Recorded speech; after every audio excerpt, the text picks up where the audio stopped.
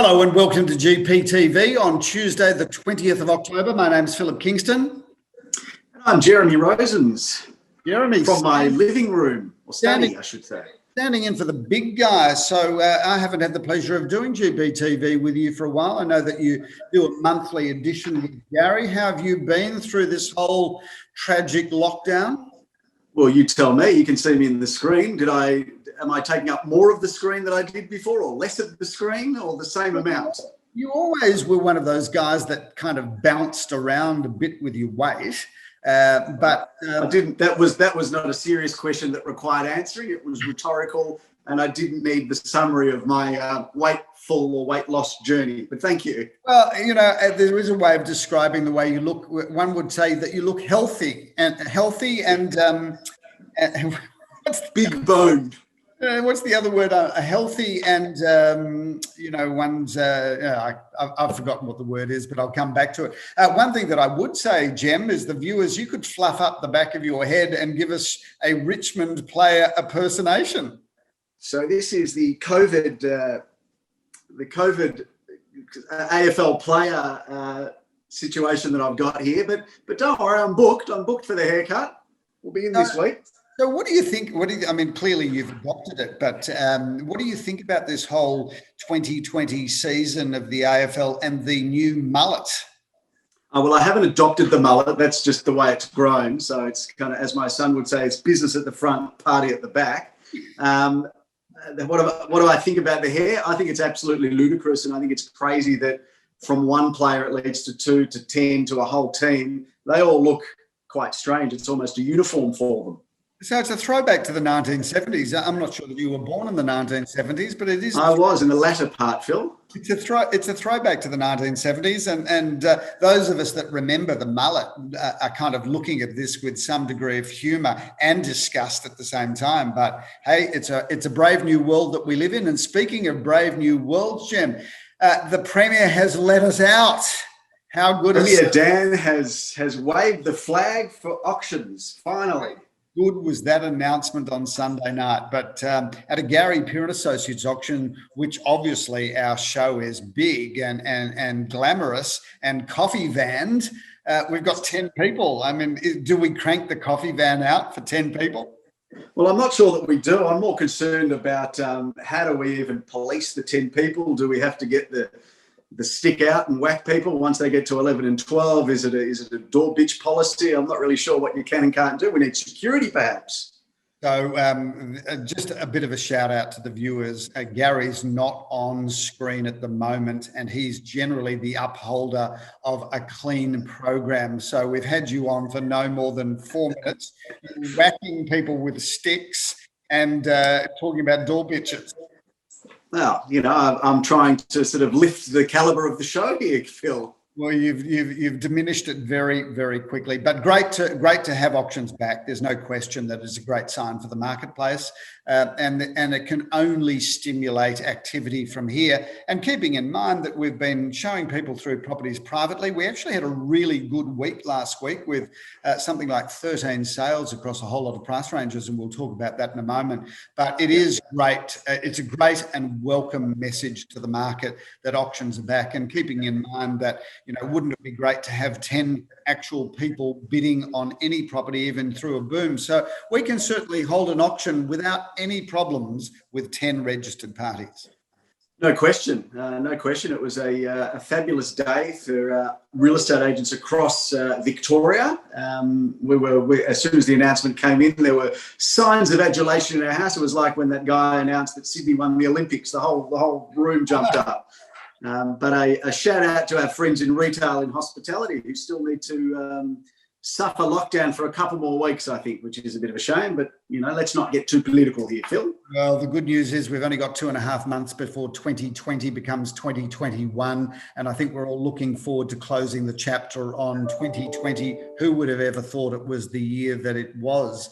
But there's no question that just so the viewers understand what an auction will look like until restrictions are relaxed even further, we will be asking buyers to pre-register to attend an auction. Where possible, we'll will be holding the auction on the premises. So we won't be doing it out in the street. We'll be doing it on the premises, that being the front garden or the back garden. We'll be inviting only those onto the property where they have been pre-registered, and we're asking buyers to work with us. Obviously, some buyers want to bring their entire family, which would be 5 people or 4 people or 8 or 10 people, depending on how big their family is. So what we're hoping to do is that buyers will work with us so that we can get as many registered buyers onto the premises. Where we can't hold them on a premises, so for perhaps an apartment building with no front garden or back garden, we want to ensure that everybody is as protected as possible. So we'll have our registered buyers closer to the auctioneer, and those spectators where we cannot control the crowd, we will ask them to be well away from the actual auction proceedings. Looking forward to it though, Jem. How many auctions? Good summary. Weekend? Say that again, sorry. How many auctions do we have this weekend? Well, interesting enough, Phil, we're going to bounce the ball before the weekend on Thursday night, potentially in Rain Street in Caulfield South with Nikki and Limor, who are bringing that one to the market, if of course not sold before, which I think is probably a point that should be raised, Phil, given that we have a number of auctions that are forecasted for this weekend with the activity that's happening day to day with buyer inspections. Vendors are looking to sell where there's a decent offer. So the caveat to all of these addresses and dates, Phil, would be that some of these may not even last until the weekend. Correct. So stay tuned, viewers. If you see a property that we talk about that is being talked about either being auctioned this Thursday night or this weekend, you may well find that it's sold before. So obviously, you've inquired on a property, we will be in touch with you, but certainly don't watch GPTV and then rush down to the property because it may well be sold. I would make contact with the salesperson that's handling it. Before we jump into the properties that we will be auctioning this weekend, let's talk firstly about what we did sell during the week. It will give the viewers a cross section because there were some really interesting sales. Also, just to address the elephant in the room, and sorry to describe you as the elephant in the room, Jem, but you're in the room. Always great to have you as part of GPTV. But the question that the viewers would be saying is, where's Wally? Where is Gary? Where is he? So normally he takes a lot of holidays, but obviously viewers would be aware, firstly, he doesn't have a holiday home to go to, even if the Premier allowed him to do so. He cannot go overseas, so he's not overseas. So the question is, where is he, and is it fair to tell our viewers where he is?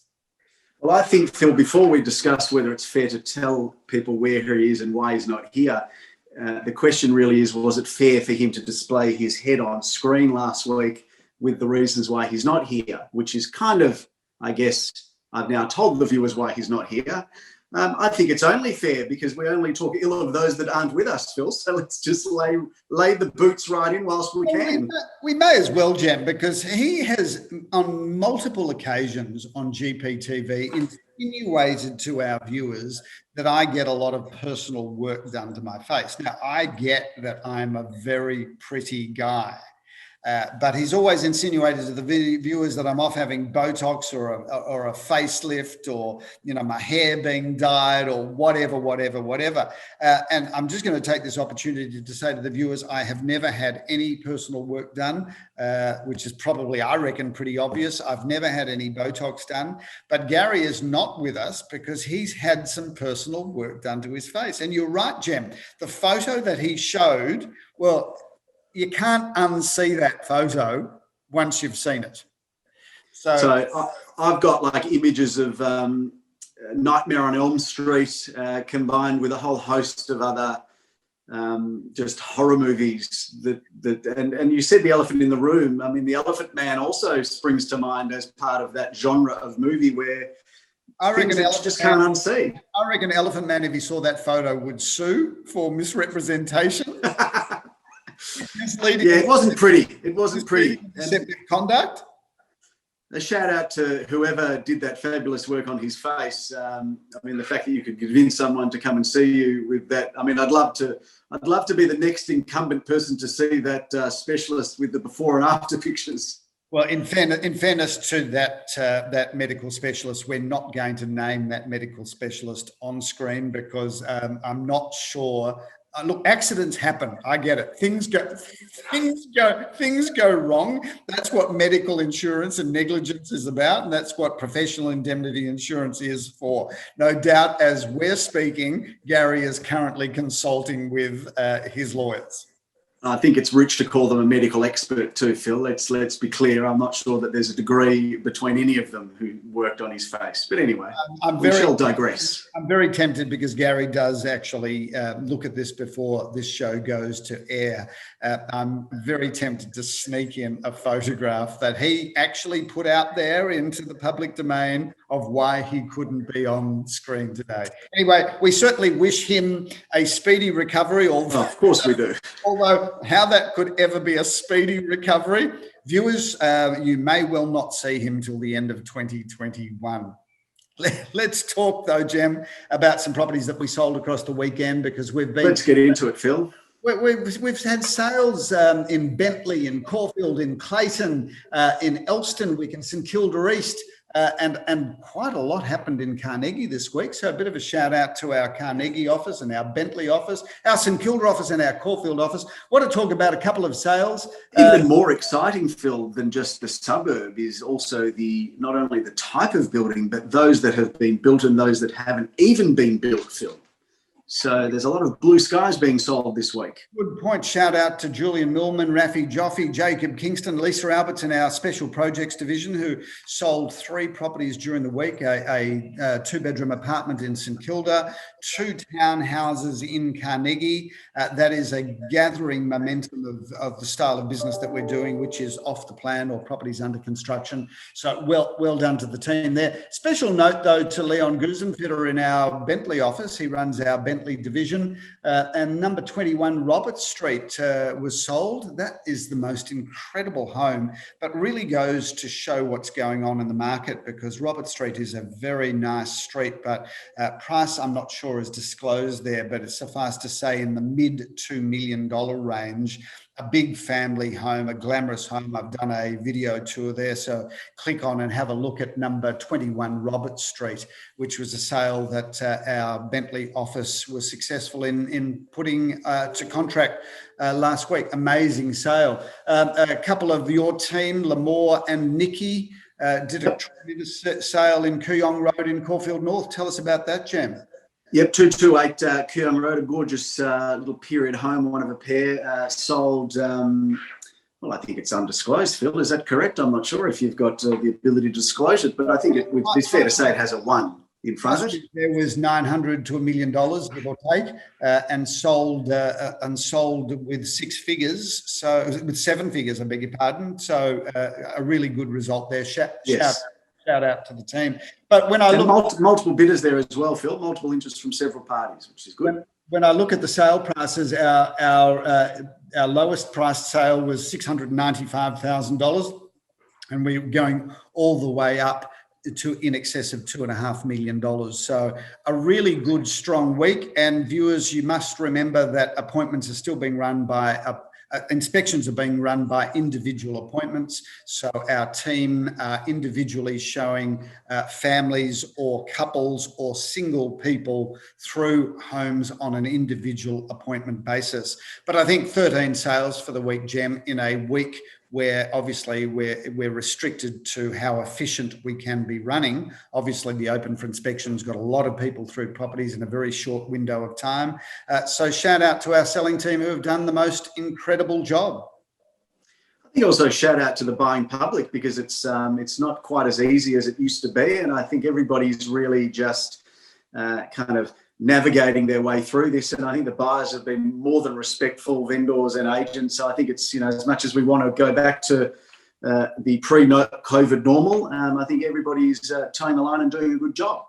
Yeah, I think we've all found a way to move forward, but there is no question that when we get back to normal, you'll start to see the business, not just our business, but the entire Melbourne or Australian way of selling homes, which is highly efficient. In fact, I'm often marvel at the way that we are the most efficient real estate sellers in the entire world. our days on market in Australia, and our fees, unfortunately, our fees are some of the lowest in the world. So Australia really does lead the world in the efficiency built into our selling of homes system. So amazing the things that can be done in this country. Phil, I know that I've had a number of calls over the weekend about this, the 10 people at auctions, and a lot of people want to know what our feeling is about how we're going to come out of this market. And I know we've addressed it on a number of occasions, but we're probably, we're now on the cusp of starting the spring season in its full measure now, with auctions starting again. You got a general feel that you'd want to communicate to all the people that watch this show? I think the mood, 6 of them. I think the mood's pretty positive. Every buyer I speak to, there doesn't seem to be about any hesitancy about making a commitment. I think that buyers have been frustrated by the lack of stock that's been on the marketplace. So I think that once a buyer that has obviously got their finance in place, obviously feels secure financially, I think once they're presented with a home that they want to buy, they'll do something pretty strong and pretty quickly. Pretty strongly and pretty quickly. So I'm not hearing many buyers say, "Oh, we're not sure what's happening in the market. We think we'll wait." I think that all of our properties are starting to get pretty good traffic, whether it be online traffic or whether it be requests for inspections or just general inquiries via text and phone. I think we're pretty busy right across our. Again, I say we sell properties from as little as $250,000 right through to $10 million and everything in between. So I think all sectors are performing pretty well. There's no question, though, I think the buying public found it very efficient if they looked at their diary for a Saturday or Sunday and said, okay, well, there's 10 properties that we will want to see and we can just jump in the car and drive from one to the other. It does take a lot more work and a lot more preparation for a buyer to see what they want to see at the moment. Agreed. And I can echo that sentiment that the inquiry's been up. Numbers of people through homes, albeit a challenging way of doing it one by one, has been pretty strong, and as evidenced by our sales results, there is still a lot of action happening, and I think it'll only improve as our market opens up a little bit and restrictions get eased. I think confidence will lift very quickly. I think one of the things that our vendors need to understand, and vendors right across metropolitan Melbourne need to understand this, that if they get 5 groups of people through their property on the weekend via an individual appointment, that's almost like the equivalent of having 20 or 25 people through. Because the person that makes an appointment today, they've gone to the trouble of looking at the property online. They may have made an online inquiry. They may have had a phone call to the agent. They've looked at the floor plan. They've looked at everything. They've probably Google Earthed it. They might have even driven past it. So I think that the inspections that we're actually having at the moment are much better qualified inspections. So typically if we had a showcase property, we might have got 40 or 50 groups going through it and open for inspection, but you can be sure a lot of those were people that were just out to see a fabulous house. It's a real qualifier when a buyer's actually got to online book an appointment and organize themselves to a specific time to see a property. So I think a lot of the just the general house looking for fun has disappeared, and the appointments that we're getting in the inquiry we are getting is really well qualified inquiry. I would agree with that 100%. Let's Phil, talk. are we going through these addresses here, or we just, we've gone through the sales in their entirety here? I think we've probably covered enough. I think no need to labour the point there. Let's talk about what we've got happening on the weekend, because it'll be great to put my speakers in the boot of the car and get my chocolates ready and actually hope that I fit into my suit pants, because as we know, that not a lot of suit pants is happening at the moment. Perhaps, no, we probably need to do some auction training too. I won't ask you to stand up for the camera. I could stand up if you wanted to, but I don't think it's a good look. So what have we got? What's first out of the blocks this weekend? So Thursday night, Phil, 6 p.m, 12 Rain Street in Caulfield South with a range of 1,750 to 1,900. Had some interest from a number of parties. So we expect that to either be sold prior to that Thursday auction or going to auction on Thursday, which leads us into what is grand final Saturday, Phil, the 24th of October, and we'll talk about that in a moment as well. 31B Erica Avenue in Glen Huntly, which is being sold. Sorry, not Glen Huntly, Glen Iris. Glen Iris, yep. Glen Iris. What a being beautiful, sold by. what a beautiful home that is. I had the opportunity to auction that a few years ago. That is built by one of Melbourne's premier builders of these 2 lot developments, but this one was built on a corner, so it's got its own street frontage. It really is the most beautiful home, and what a great location, because you can just stroll out of your home in your bathers, walk down the street, and you're at the Harold Holt pool, which is one of the pools in Melbourne that's currently open. So it's got an outdoor pool and an indoor pool. Very popular, and you could jump on the tram, go up to High Street Armadale from there. Oh, lovely description, Phil. That's you'll bounce the ball there at 10:30, and then Glen Huntly will be at apartment 9 at 1204 Glen Huntly Road, which is going to be sold by Daniel Peer and being auctioned by David Thompson, which would be a good one, as with 7 at 14 Finlayson Street, where we're going to the sunny shores of Melbourne with Daniel and Aviv. And Gary's going to do the auction if, of course, his face recovers from whatever it's needing to recover from. Might be the first auction ever done by a person in a balaclava. So, maybe you could do the auction and then rob the next door neighbour's house. No, we won't be doing any of that in Melbourne, Phil. That doesn't happen in Melbourne. 303 at 92 Mimosa Road in Carnegie. Leor's bringing that one to the market, 6 to 660, beautiful 2-bed, 2-bath modern apartment. And then at 12:30, we'll be going off to 81 to 85 Rosanna Street. Also Leo and also Jack.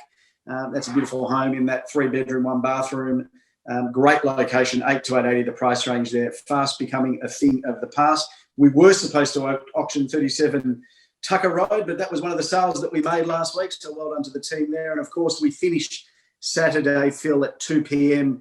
at 14 at 44 to 46 in Hyatt Road in Hampton, which Mo and Leo are going to be selling. And then, of course, we've got the grand final on Saturday night.